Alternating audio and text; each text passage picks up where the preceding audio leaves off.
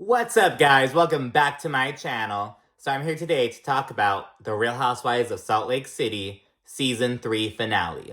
It's episode 14, and it's called Trials and Tribulations. But before we get into it, I have to kind of go over just some of the negatives or whatever.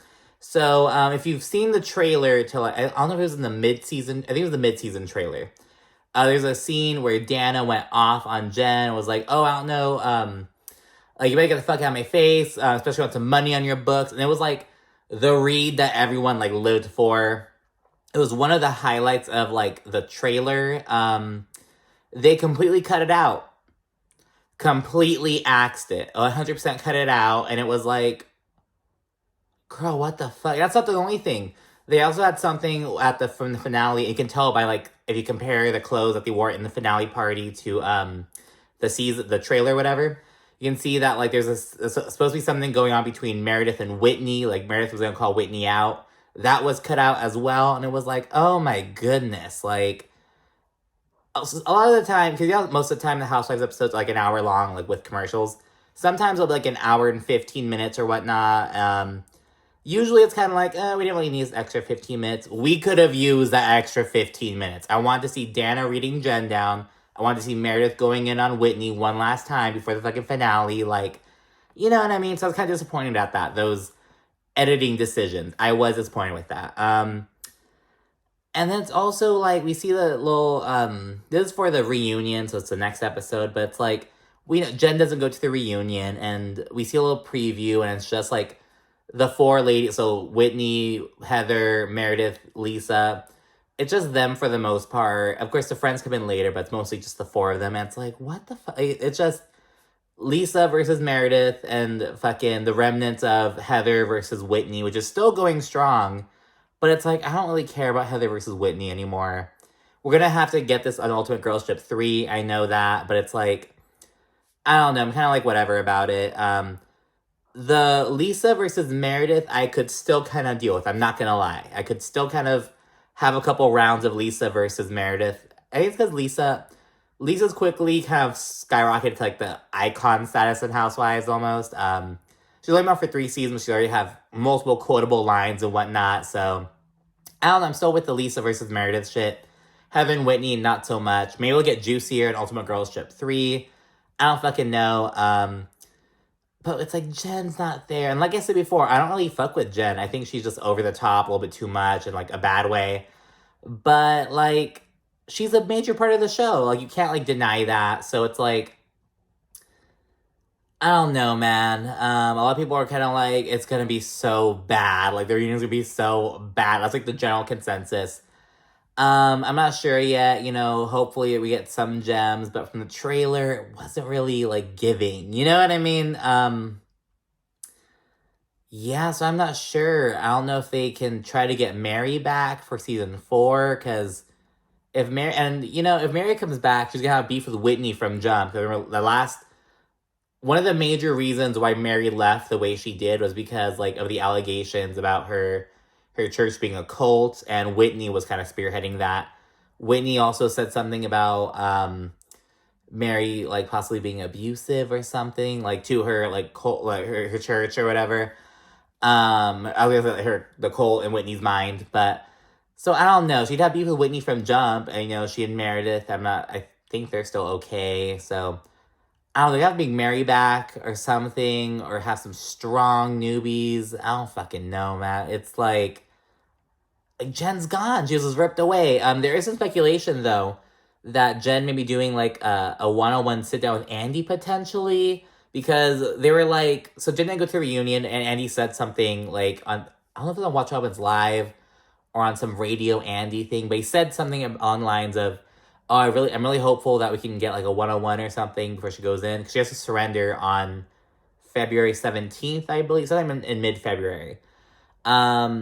And Jen posted something to her story recently, though, and it was like, oh, like, dress fitting or dress rehearsal, something like that. And people were like, It was kind of like, it was intriguing. So I don't know, take that with a grain of salt. I know I am, but that's what happened on social media. I don't know, man. It's just like, I'd be there. I would be into watching that. I'm sure one day, you know, after Jen gets out of prison in 6.5 years, she may tell the whole story. I don't know though. So I'm not sure what season 4 has in store for Salt Lake City. I'm sure it's gonna come back. Lisa is very loved. I'm not sure how. I'm not sure what they can do. They have to get Mary back. They have to bring fucking Mary back. Cause like even the newbies of this season, like yeah, Dana and Angie K, they brought some heat. You know what I mean? But it was all in relation to Jen. Like Dana got like she popped off in the trailer. Everyone lived for it. She kind of like shared her opinion in San Diego for a little bit, but it was all because of Jen. Like Jen's gone now. Same with Angie K, and she got to kind of show that different side of her where she's not super. I thought Angie was gonna be boring, and you know we didn't see anything of her personal life or anything. We don't know what she does for work or anything, but like she brought some stuff to the show. But again, it was all in relation to Jen. So I don't know, but I'm just rambling at this point, so let's get into the episode. So we start off with just kind of rundown of everything that went on this season, you know, as what happens in the finales. You see Heather's choir and her book, which we're going to kick off with in a little bit. Jen, her beef with the Harringtons, her beef with Angie K, and with Lisa, just like Jen being a whirlwind this season. Heather's black eye and all that bullshit, her denying that she knows what happened, and of course, Jen's trial and all the speculation surrounding her. Oh, what if she's guilty? What are you gonna do if she's guilty? Is Jen innocent? Like, whoa, is she gonna go to prison? Like, all that shit. So yeah, we get the real rundown, and we see Heather, she's planning a party to celebrate, like, the unveiling of her book cover. And it's also gonna be, like, a choir party. So it's, like, a book/choir party. And Whitney's getting ready and telling Justin that, like, remember, Whitney tried out, she auditioned for the choir with Angie Harrington. And Angie's in the choir, as is Lisa. Thank goodness. Away in a manger, no crib for his bed. Yeah. But yeah, so she was like, I'm not really, like, I realize that I don't really want to be in the choir. Like, I don't have time. I don't have the time nor desire to do it. But I want to support Heather and just kind of support her healing. And so she's doing that. And Heather, she's like, I hope that no conflict erupts. But if it does erupt, I hope it erupts in front of, you know, this poster for my book, Bad Mormon. She's like, I hope shit goes well, but if shit's gonna go down, I hope it goes down in my favor. People again pouring into the party. Heather says she hopes it's just a smooth, cool night with friends and celebrating each other. It's like, girl, what fucking housewives group event? Like, if it's maybe a half event where you invite like 2 or 3 people, like that might work out, but whole cast party? Oh, hell no, bitch. Lisa, she goes to Heather and she's like, oh, your eye looks so much better, like it's gone. And Heather says, oh, just like the memory of it, I hope. And Heather points out, she's like Heather, if you don't want people, if you don't want to draw attention to it, just say what happened. You telling all these different stories is drawing more attention to it. And it reminded me of it's called the Streisand effect. It's on Wikipedia. It's like literally what it's called. And it's basically just a thing of like when you try to conceal something, to like hide something, but you wind up accidentally like drawing more attention to it by trying to hide it. And it's named the Streisand effect because like back in the fucking day, these fucking like this environmental group, like these geologists, these fucking nerds basically, they went and like they were kind of checking like the erosion rates along the California coastline. Just going up and down the coast, you know, just kind of seeing like comparing the erosion rates, whatever. They weren't paparazzi. Again, they're geologists, like fucking nerds, just doing their fucking job. But Barbara Streisand, she had this big old mansion, like basically like, right on the cliff, had a beautiful fucking view. And so, of course, they wound up getting some pictures of Barbara's home, like her backyard, all this shit. So, she tried to like suppress the photos, like, oh no, like you can't release something, like. So, but in her trying to do that, she like drew more attention to the photos. And of course, it's like they're not a paparazzi agency, bitch. They're fucking ecological thing with the fucking state of California. Like, bitch, you can't do shit. Like, we're not taking pictures of your home. We're taking pictures of the cliff. Your dumbass was having to fucking build it right there. You know what I mean? But that's what's called that. And that's what happening with Heather's black eye. She's trying to like, I hope it goes away, but it's impossible for it to go away because she's trying to hide it and to not acknowledge it, but it's like drawing more attention to it. So yeah, and then Heather, she says that she's glad that Whitney showed up, but she does say that she feels like it's tainted somehow. She's like, I feel like she's not herself almost. That's what Heather's kind of saying. Heather's cousins come through, and they're the same ones who came earlier this season at like the ski event Heather did. And she's really happy because like I have my family here, and my book is called Bad Mormon. They're supporting me, and she's just like, we're the bad Mormons of the family. So I like that they came and showed their support. And now we get something fucking juicy. So Angie K's talking with Whitney and Lisa, just right there, like at the party, like just whatever. And she says that she heard through the grapevine that I guess Jen's going around saying that, oh, Angie, like, be careful on Angie K. She's the one who, like, gave Heather that black eye. And I thought that was, so Angie K's pissed. I was like, oh, like, no. But yeah, she's like, she's pissed. Rightfully so. Because remember, it came down to like, oh, the last one's up, or like Heather, Jen, Meredith, Angie, Kate, like they're the last ones awake or whatever, which is basically half the fucking house if you like think about it. But whatever. So I guess Jen's trying to pin on Angie K allegedly, but I'm also wondering like, what was the tone in which it said, like, was Jen saying it as a joke, like, oh, stay away from Angie K, you know, she's the one who gave Heather her black eye. Like, was it like a joke, or was it like tea? You know what I mean? Or both. A little combination, a little hybrid. But yeah, so I don't fucking know. Angie says she wants to fucking talk to Jen that night, and she also speculates that Jen's the one who gave Heather the black eye. She's like, what did she say? She's like, they're doing Barbie scissor kicks, and probably just did their thing. Then Jen got mad and punched her and beat her up. And Whitney's all confused, like, what, Barbie scissor kicks? And Angie K's like, oh, like scissoring. She describes it, does the motion and everything. It's like, girl, like, oh my gosh. Like, I feel like Angie K thinks she's so fucking, like, I think she thought she was gonna be really iconic. Just like by her confessional, some of the things she said. It's kind of like, it's even like the rehearsed read kind of thing. Was it Kenya who said that? Who's the one who first said rehearsed read? I think, was it Kenya? I think Kenya accused Phaedra of having a rehearsed read. Or did Nene coin that? I'm trying to give credit. I don't remember, though. I know it came from Atlanta, though. But yeah, it's kind of what Angie K gives me. And it's like, she's not, like, it's not hitting, to be honest with you. And like I said, with Jen gone, it's like, if you kind of factor out Jen from the equation, what really did Angie K bring? What did Dana bring? Now, Angie K did get into some bullshit with Meredith, too, in the Lisa Meredith debacle. As Dana, too, so I don't know. I'm just really unsure. So it was like, the season started out really good. You know, it was like, okay, like we're getting in it. You know, it's only, although from jump, I was like, only 5 housewives. But I was like, ooh, it means it's going to be all kinds of shit going on. But it's only 14 episodes in total, which is not a good sign.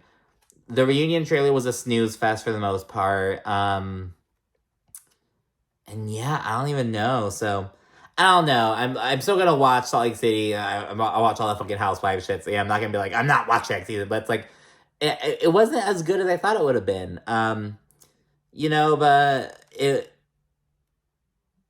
the Jen stuff. I will say later on this episode, and with just going over all the Jen shit, it gave me like chills, to be honest with you.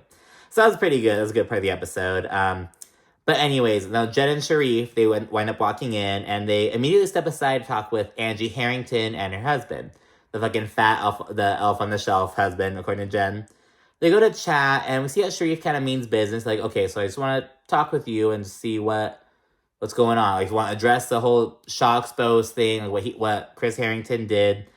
And Chris tries to fucking, like, white woman his way out of that shit. He's like, I just want you to know that like all this bullshit, and it's like they're trying to feed into the optics, like fucking, oh, this white man's crying, and his white husband and his white wife is just here consoling him, and it's like trying to make it's like, girl, like you were vindictive online against women, and now here he is when he's confronted by one of the woman's husbands. Oh, like, like now he has nothing to fucking say, and it was like, oh my gosh. But I don't know if there's more. What else was in that conversation? Sharif wound up like shaking Chris's hand and even hugging him. Angie and Jen hugged. I hope there was more to that fucking conversation, because like he didn't own up to shit. You know, like he didn't even really like apologize. Like, I thought it was weird because Angie Herring, like The husband was the one who started talking. Then he like had this like, ooh, it has a white woman moment. And then not Jen, like Angie Harrington swooped in and like did a talk and like, oh, I think what he means is, even though it felt personal, it wasn't. Like, it wasn't personal. And it's like, girl, what do you mean? It's a whole account that says Shah exposed. How the fuck are you gonna say it's not personal? Like, I don't know. It's just so stupid. It's like, girl, like, are you kidding me? Like, I don't know. I wasn't happy with that. I hope there's more to that conversation, like I said, because I don't think it warranted a handshake or a hug, from Sharif. But, it's all good between the Shahs and the Harringtons now. But I just didn't like how Chris Harrington immediately started the waterworks and shit. It's like, are you fucking kidding me? Like, this grown-ass man is over here acting like a fucking 16-year-old white girl being, like, confronted about something. It's like, girl, are you kidding me? It's like, I just can't. Like, it was weird. Anyway, they all go outside now. Remember, it's a book/choir party, so they have a little choir moment. In the fucking confessional, Jen Shah, she's like, Shah, amazing grace. How sweet Jen is. Heather's really appreciative. She gives a speech. She kind of speaks on friendship and whatnot. And she says, if I'm a bad Mormon, I hope I could still be a good friend. And she has a cover reveal. Everyone's like, ooh, like they're like, oh, it's a nice cover, okay. In the confessionals, though, Lisa and Angie K, they're like, okay, yeah, I like the cover, but like, why aren't there any books being sold at this book event? Like, I like the cover, but what about the content? Like, what does the inside look like? It was a funny note. And Lisa, like, it's like having a Avita party with no tequila. Like, come on. And I kind of get it, but I think it's like, if they would have had books there, though, then Heather would have had to fucking sign them and shit. She could have already had them signed. But, I don't know. Because would she expect them to buy the books? Or would she, like, be expected to give them away? Because, like, there's no point in her giving the fucking books away. Like, I don't know. I'm not mad at her not having the books, though. It's like a book cover reveal. It's, so, I don't know, maybe it wasn't specific enough. I don't know, though, but I didn't really care. Anyways, we're now back inside the party. Whitney and Jen, they're interacting. And Whitney brings up how, like, she thought she and Jen were all good. But then, like, on the San Diego trip, they wound up getting into it. Because, like, remember on the Marilyn Monroe party, Jen, like, popped off on Whitney, like, out of nowhere, seemingly. Jen, she's like, I know we had moments, but, I didn't think it was a full-blown issue. And it's like, of course you didn't, Jen. Like, the other ladies, they enjoying the conversation. Like, they're all basically there except for Heather, damn near.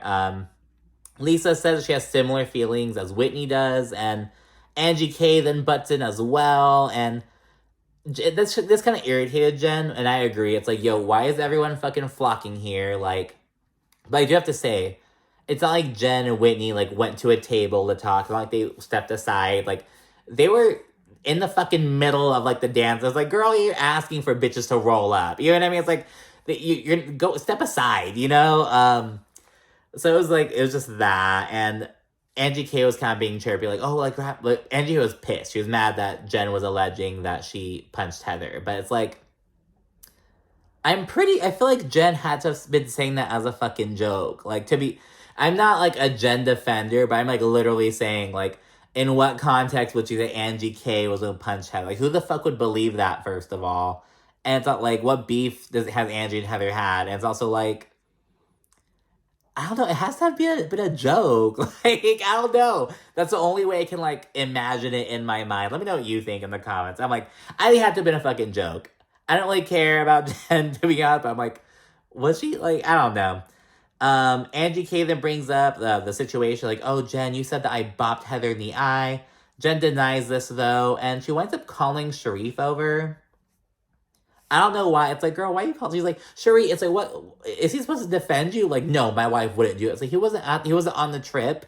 He can't, like, Sharif did not need to be called over in this conversation, to be honest. He did not need to hear what Angie K said to Jen in a little bit, but Jen calls Sharif over, then Angie K turns to the fucking, like, elementary school. She's like, Sharif, your wife, she displays bullyish behavior to people who support her, like me. Like, it's like, girl, what? So But I'm like, okay, well, if Jen, I guess Angie's mind was like, well, if you're gonna call him over, I'm gonna fucking fill him in, bitch.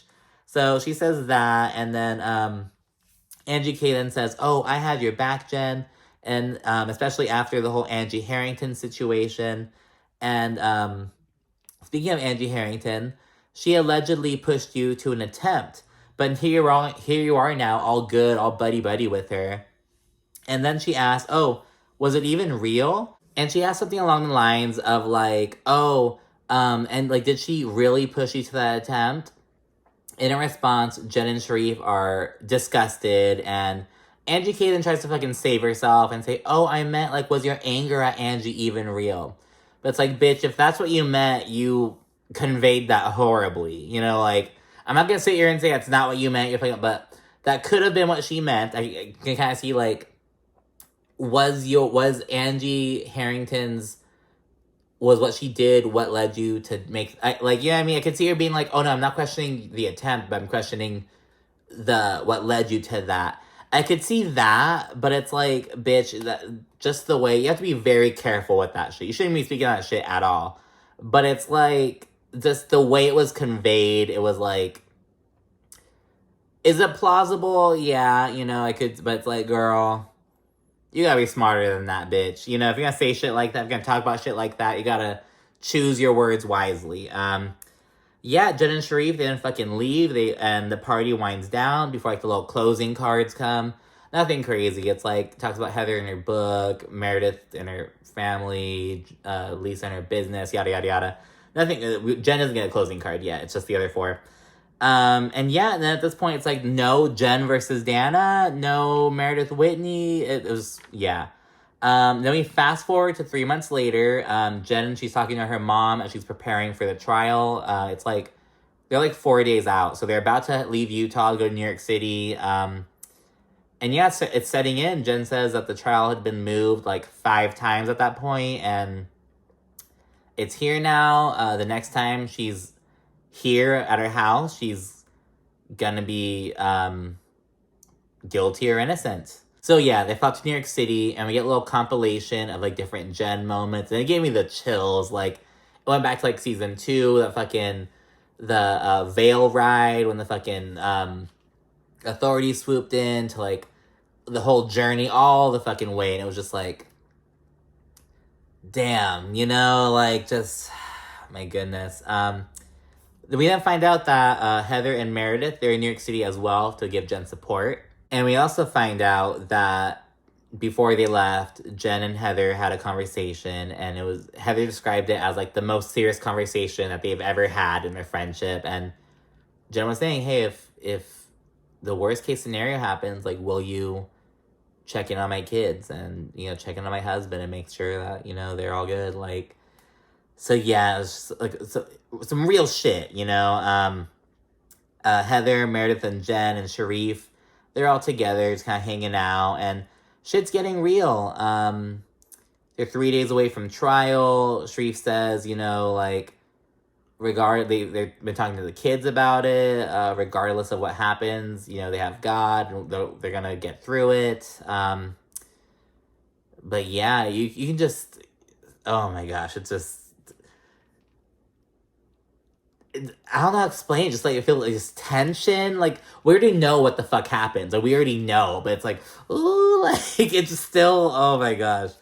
The next day, Meredith, Heather, and Seth, who wound up coming as well, they got to lunch together, and they kind of discuss like how Sharif is doing. So they're like, how is he holding up? Because he's so like consumed with like being Jen's rock right now. And but they're like, no, like, oh, he must be like struggling. And Heather brings up like he's the husband, but he's also an attorney. He was a practicing attorney for like 14 years, I believe. So you know, he's fucking in there, like, because earlier in the last scene when they're hanging out, we saw him like on a little MacBook, and Heather says, you know, he's there fucking reading everything, going through this shit, like staying up to date and everything. So yeah, they discuss how every other defendant has pleaded guilty, and, you know, as Andy said in season 2 reunion, like the Southern District of New York, like the prosecutor there has like a 95% conviction rate.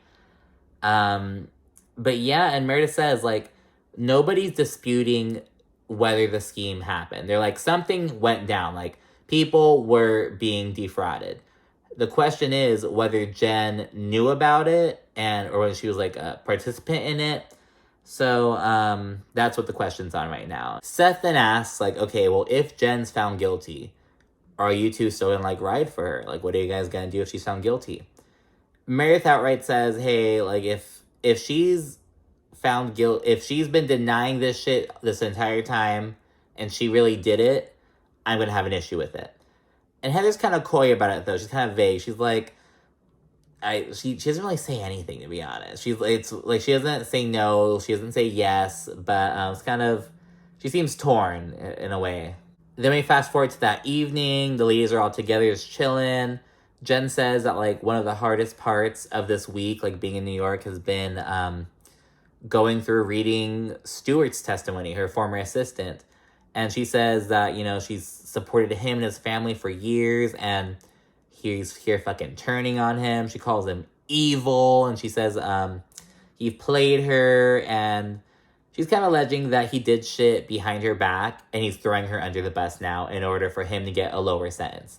So Jen's just talking mad shit about Stuart to Meredith and Heather. They then have a little group hug and some really eerie editing. And then it's July 11th, 2022, and Jen Shah pleads guilty. So yeah, and as we know, she on January 6th, 2023, she was sentenced to 6.5 years in prison.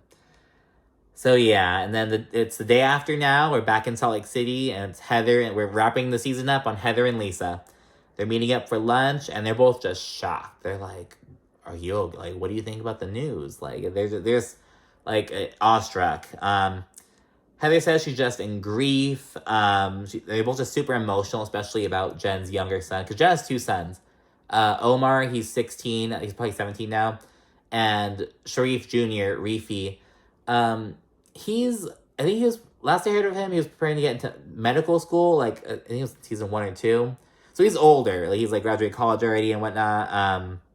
So you need your parents, like, at any fucking age, but it's like, Omar's, like, young, you know, so. But yeah, so there's really emotional about that.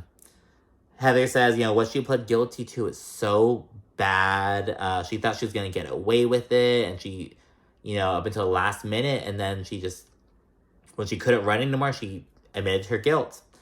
Ladies wonder why she pled guilty. Heather shares a little theory that she has. Because remember, Coach Shah was really, like, he was a former attorney, so he was kind of, like, reading over the case and shit.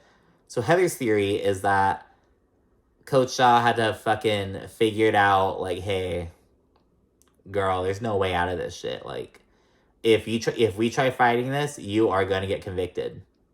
So, you know, I'm advising, what Heather's saying, she thinks that Coach Shah may have encouraged Jen to plead guilty. That's Heather's take on it.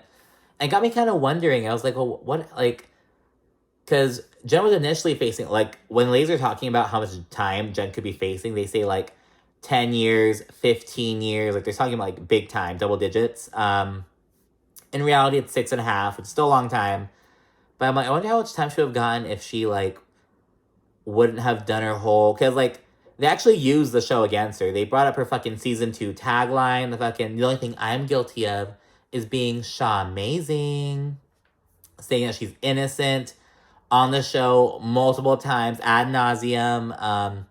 That shit was used against her. So, I wonder how it would have been if she hadn't, but I don't know. It's been a hell of a ride, though. Heather, Miss Ride or Die, Miss I'm your biggest supporter by your side, she says she thinks that Jen did it.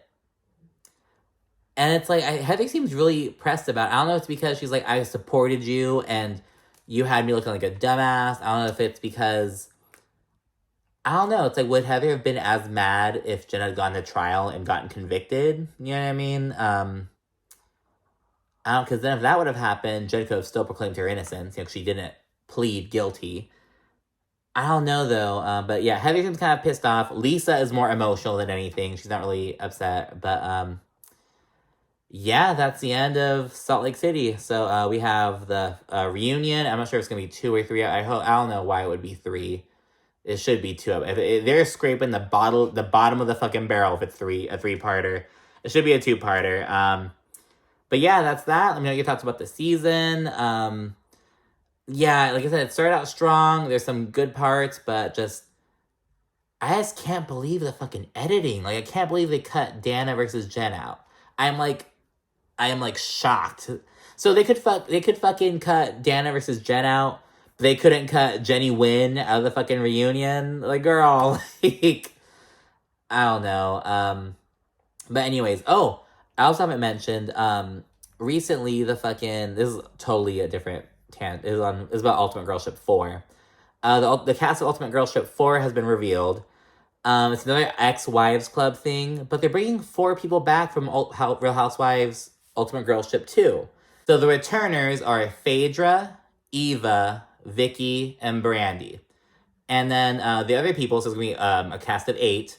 The other people are going to be Camille from Beverly Hills, Gretchen from Orange County, Alex McCord from New York, and who is the other one?